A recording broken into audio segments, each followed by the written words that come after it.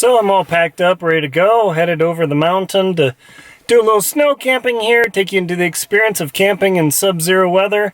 Ends up being a lot of gear, even though it's very little, but I'm not going to have water or anything, so my backpack here weighs quite a bit. It's usually winter loads, about 25 pounds.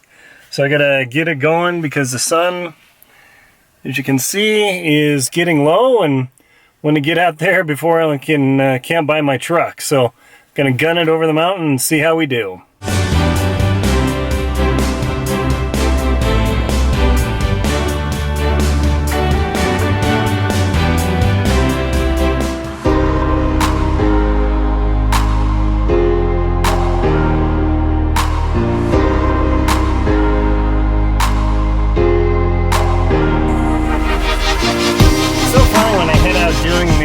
You're always thinking, oh, do I have this gear? Do I have that gear? Oh, did I bring my shell jacket? It's in the summer you can really get away with stuff and no real consequence. I mean, yeah, I've had camping in the Sierras where it dipped below freezing. It got pretty cold, maybe 20 degrees or something. That was a little uncomfortable, but you know, no big deal. But boy, you go snow camping and you get something wet or you forget a piece of gear, you can get by, and I can always escape to my truck because I'm not going to go that far, but the consequence of making a mistake is just so much higher. Like, oh, hey, I'm driving out in the dark, and I'm going to leave my glasses, and then I get out and it's all blinding bright. Then what am I going to do with snow blindness? Or, oh, hey, I should use my lighter boots, and then the temperature drops to minus 15 like it's supposed to. I'd rather go a little over geared because you never know, the Rocky Mountains can be unpredictable.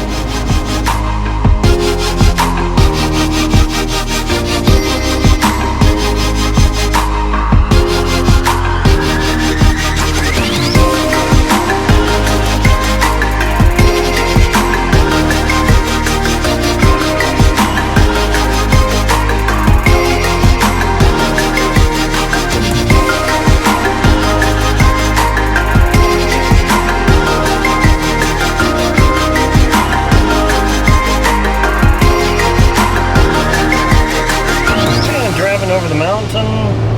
This is a pass that thousands of people drive over every day. It's called Teton Pass. It maxes out around 8,200 feet or thereabouts. Right now the surface is dry, but during the winter it can be quite, they call it a white knuckle drive. So we're holding on to the steering wheel for dear life because it's super icy and slick. Lots of cars wrecked. There was a pickup yesterday I saw that had rolled into the ditch. It was all smashed up. I'm not sure what happened to the driver, but it wasn't a fatality because they weren't fully blocking off the road. But, ooh, boy, it's something that gets your attention, that's for sure.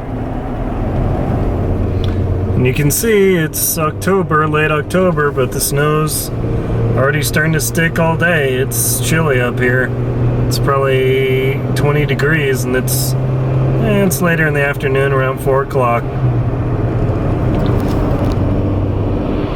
You can see the snow plows are active.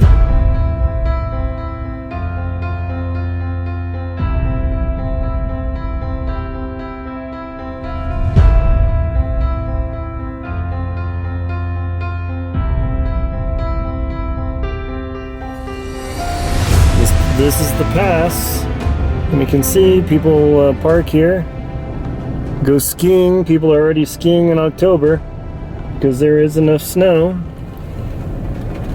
And you can see the snow up here. People march up, and where I'm headed there is definitely enough snow to do skiing. So people in Jackson are definitely hardcore. If they can get their ski on, they definitely do. As you can see, we're driving along here. This is definitely a windy road. People stress about it. Oh, I've got to go over the pass. You know, you drive slowly and carefully.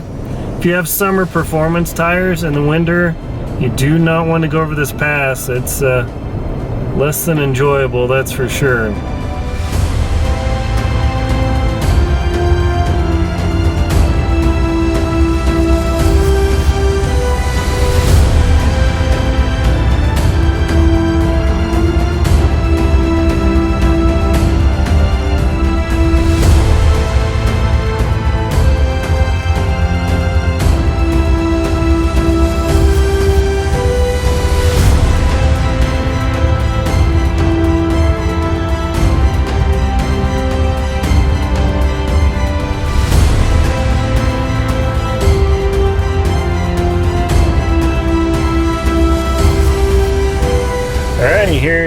the shade already. The sun isn't going to pop out probably at all for the rest of the time. It's pretty chilly outside. If it's 20 degrees, it's probably more like 15 in the shade. Gonna get my boots on and get over, hit the trail, start hiking up into the wilderness here, and get camp going before it gets too dark. Now the annoying part about cold weather camping is you gotta get all bundled up to get yourself ready, but as soon as you go march, you know, 1/10 of a mile, then you're overheating. But at the moment, I'm actually pretty chilly, so I've gotta get my double boots on, get my gaiters on, and get this show moving. Now putting on double boots is a process. The reason I've got double boots is it's going to be Subzero. I don't want to have my toes frozen or injured or anything like I've had happen before. So, I'm going to do this. That way my feet stay plenty warm, because I'm going to be standing in snow in the camp. Unfortunately, it's not that cold where I can't do this without gloves on. My fingers are cold, but I found, as long as I can tolerate it, getting my boots on, getting that geared up faster. I can always warm up my fingers real quick, but if my toes get cold, I can't get my toes warm again. So it's something you have to make a sacrifice somewhere. If it's insanely cold, I'd actually do this closed in the truck, but then you couldn't see what I'm doing. So I always use a double glove system. I have my real thin liner gloves, and then chose these guys. They're good down to about 0 degrees, give or take. But doubled up, I can always keep these on when I need to take these off. So that's good. Just gonna put my keys in the double Ziploc here. Wherever my keys are, probably on my phone or something silly. I'm gonna film with the Sony here. Get my keys in the backpack. Keep moving. Gotta freeze up my fingers because it'll get cold. So I'm gonna find a good place to put my keys. Gotta have the bear spray out because we're in northern Wyoming and bears are prevalent. And yes, it's annoying to carry bear spray, but it's more annoying to have your face chewed off. Alright, gotta get my snowshoes on because stumbling around in snow is very annoying, so I gotta do the snowshoe thing.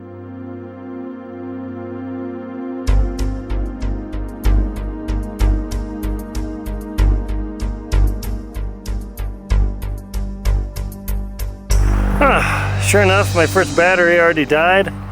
Means it's already probably in the teens. Didn't take too long to kill that, so I've got my poles. You simply just go over the hill. Alright. Now it doesn't look deep. People come out here with their shoes all the time. Doesn't look too bad. The challenge is that the cold sucks the batteries away so quick, so I'm going to be heading that way into the woods along the creek. Place called Coal Creek. It's gonna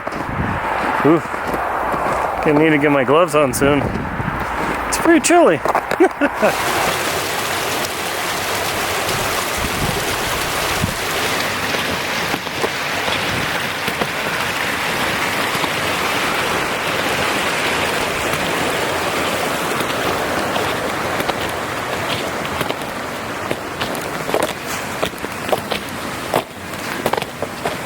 Okay, so across the creek, no big deal.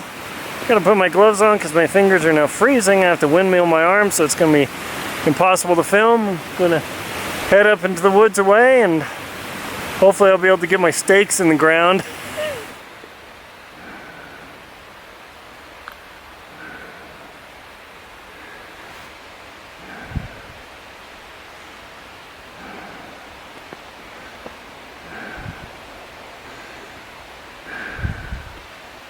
Oh, it didn't take too long to hit the wilderness. Here we are. So even though it was freezing down there, marching just a tiny bit uphill, I'm already starting to overheat, so I'm going to have to take off my balaclava. I'll start looking for a camp here. Lots of shrubbery and whatnot, so Might be a little unpleasant, but it's part of camping. Not in the winter, you don't go for comfort.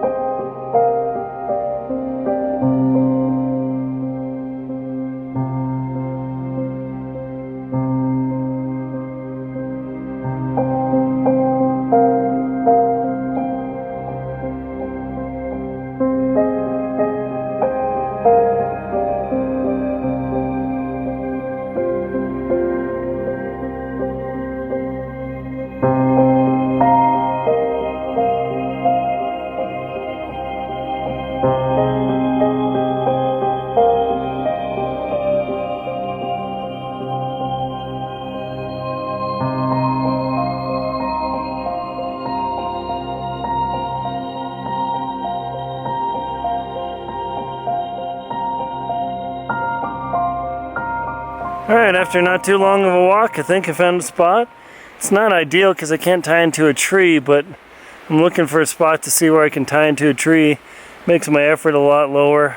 Well, it looks like this spot is going to be the spot. I looked around a bit. There was one a ways back, but I don't go down there because it's already less than an hour before sunset, and set up at camp usually takes me 10 minutes, but when it's cold, it's a major production. Plus, I have to put this camera up. Okay, here we go. Gotta get set up. Now I'm gonna get off my snowshoes, which means my feet are slowly gonna get cold. My fingers are already a little bit chilly because I have to take off my gloves. I've got to get my gear out, get everything set up. So it's quite the production. So let's get started.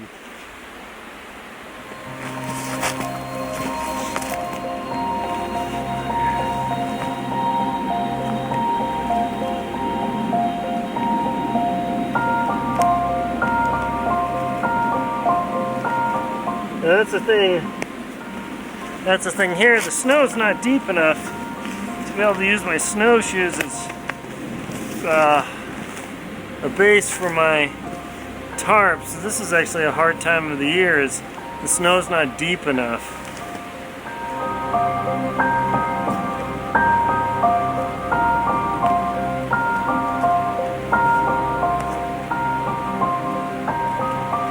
When the snow is deeper, it's actually easier to do this, ironically. Okay. Make sure you drink lots and lots and lots of fluid. Got my shovel, but I don't think I'm going to need that. But the shovel is good to put things on, so you're not tossing your gear in the snow. Don't care about the pee bottle getting in the snow. And sleeping bag. Yes, it takes all this junk to do this. So there's the other thing about this experience. You need to drink lots of fluid so your blood's thin enough, not too thin, that your blood flows, but then you gotta go to the bathroom a lot. Doesn't take too long to get uncomfortable out here. So the key is I need to find a rock to be able to hammer my stakes into the ground. And that's going to be a problem out here. After wasting 5 minutes of digging through the snow, I didn't find a rock, but I did find a stick. So hopefully that works. Hope so. The key is not to lose the pouch for anything. It's not that easy. So whenever I'm doing this, I never throw down my pouch. I always put it in a pocket. That way I know it's in the pocket. Then I don't have to go looking for it and doesn't get lost in the snow. That's a key trick.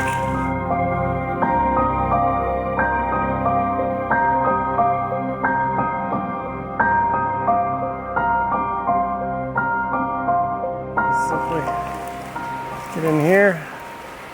I don't need a taut line hitch because I need maximum distance. So I'm just going to tie 2 half hitches because I'm going to dictate the distance from the trees. Pole set up. Now I'm at altitude, 7,000 feet, so I'm breathing pretty hard.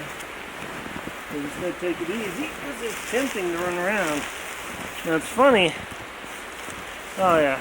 Oh, that'll kind of work. It's not gonna be great, but it'll do.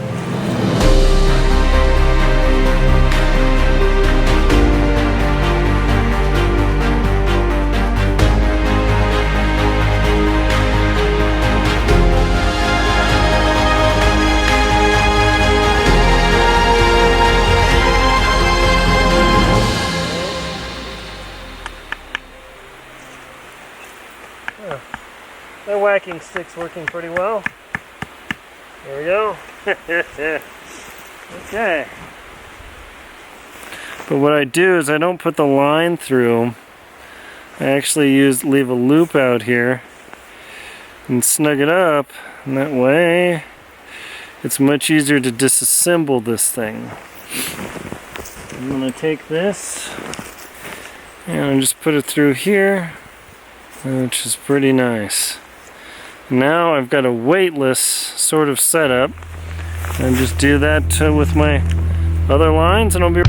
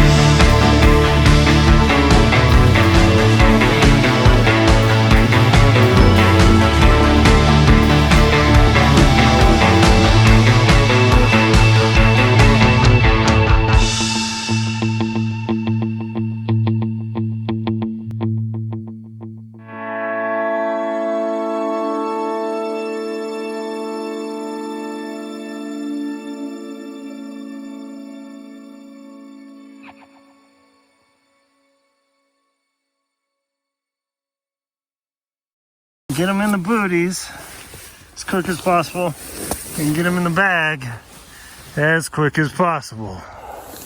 Because the whole theory is once your toes get cold, they never get warm again. They're a little cool, but start wriggling around and make some heat.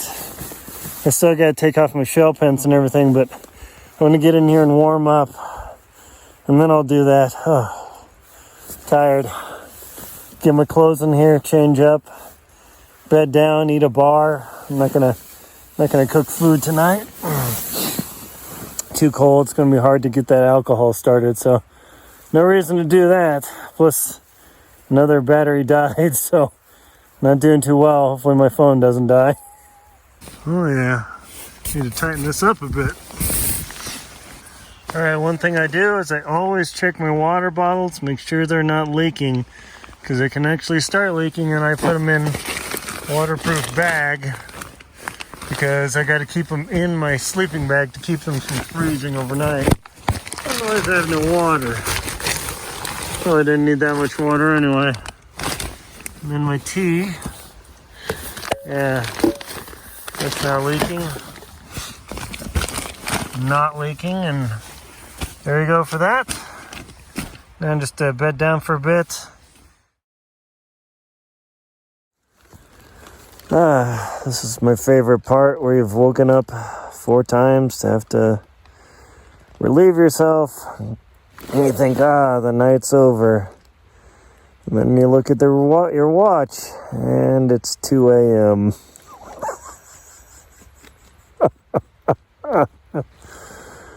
And even though your sleeping bag is warm, having to go to the bathroom makes your toes cold. No matter what you do, that's how the physiology works. It certainly wakes you up, but then your toes don't immediately go back to being warm. Now I'm thirsty, now I'm hungry. I don't want to deal with either. I'd rather just be thirsty and hungry. That's actually easier to deal with. Sleeping bag's a little frosted. Let me see the frost on my tent. My tarp, and hopefully wake up once the sun's up. You wake up a couple more times, and you think, the night's over. It's 3 a.m.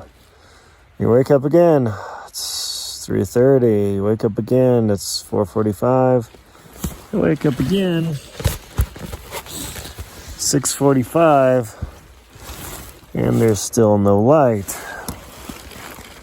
And you think, have I just been flown to the Arctic and I didn't know it? I don't know. Hopefully the sun will come back. Going to the bathroom like 4, 5, 6, 7, 8, 9, 12, whatever times a night is brutal.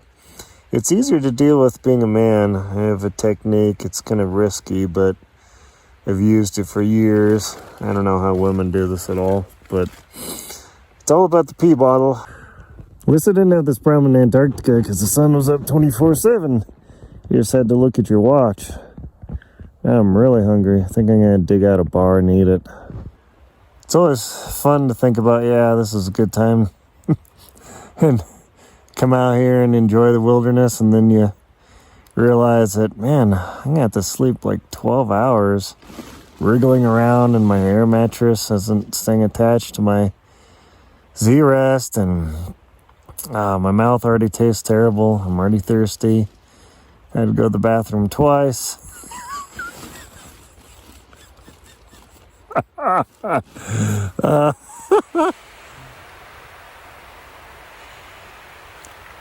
right. Get awake.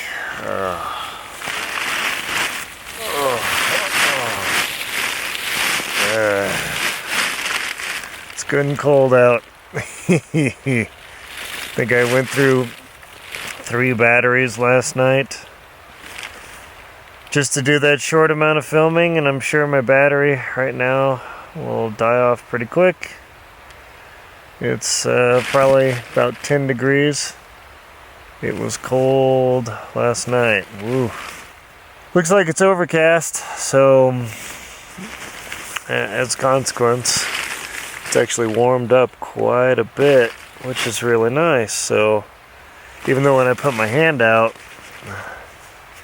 it still feels like about 0 degrees. So who knows? I don't want to put my watch outside because then I'm going to put it on my wrist, and now I put a 0 degree item on my wrist. That's not comfortable. So I've got to get all my clothing back on, but this is the part that takes forever because you never want to unzip your sleeping bag when it's freezing, and Boy, I put my fingers out here for 30 seconds to adjust the camera and it's cold, so whew.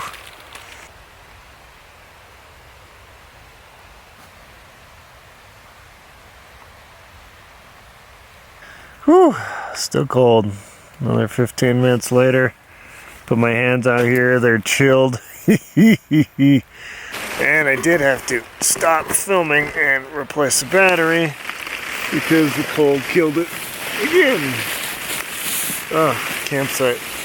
So I put boiling water in there yesterday. I'm gonna open it up. For boiling tea.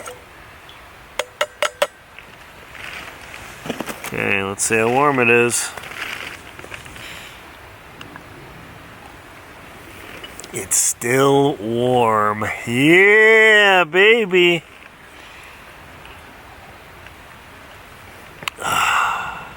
Yeah.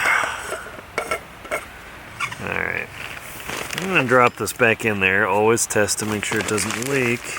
So that's something too. If you can get everything set in your sleeping bag, you can do everything in there. It's not efficient at all, but you're not miserably cold, so it's a trade.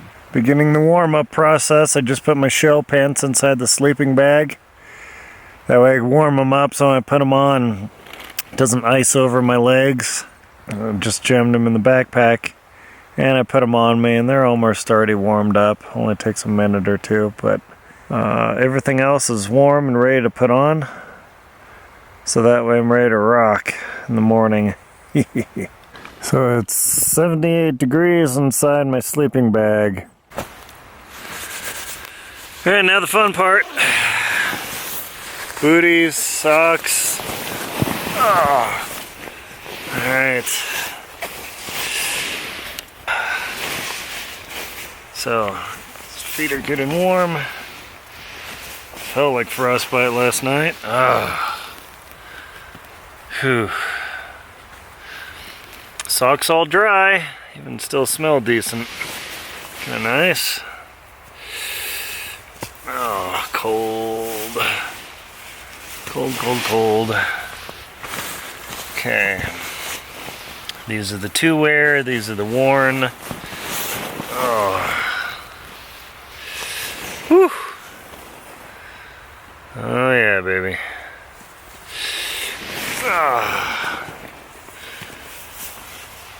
Oh, my back's cramping up. Oh.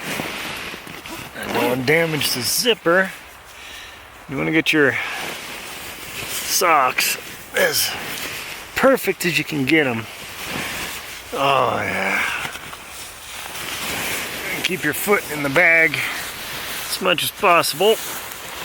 Oh, down booties. That's the money. And even though the bag is warm, the nylon's still cold. So I do whatever I can to keep my feet off the nylon. Because it sucks the heat out of your feet so much faster than the air. Alright. So, made all these videos. Now I'm showing you all the things I videoed. It's literally what I use. Oop. Sock's not aligned right. I don't have a long walk, but I don't want to be miserable. Alright. Okay.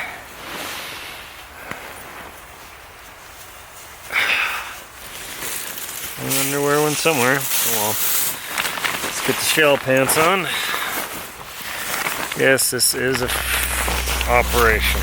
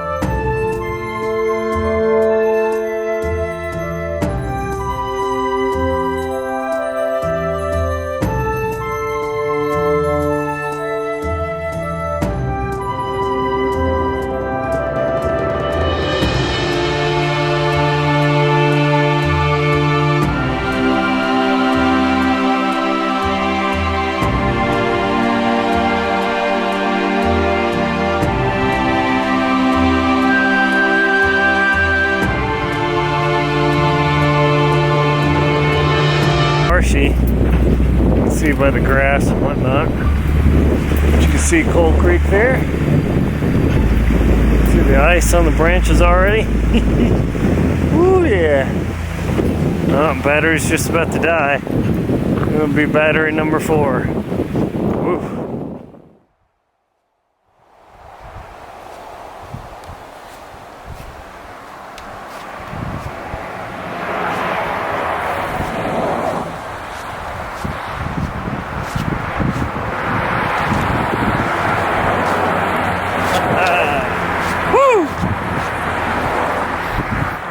Thank you very much for watching my little snow camping venture, showing you some of the techniques and everything I do and suffer through. But suffering is really a mental attitude, so you know, it's not so bad. I'm having trouble talking. My name's Aaron Linsdow. I'm a polar explorer and professional traveler. Please like, comment, and subscribe to my channel, and also please support me on Venmo, PayPal, and Patreon. Thank you very much for watching. Blah, blah, blah, blah, blah.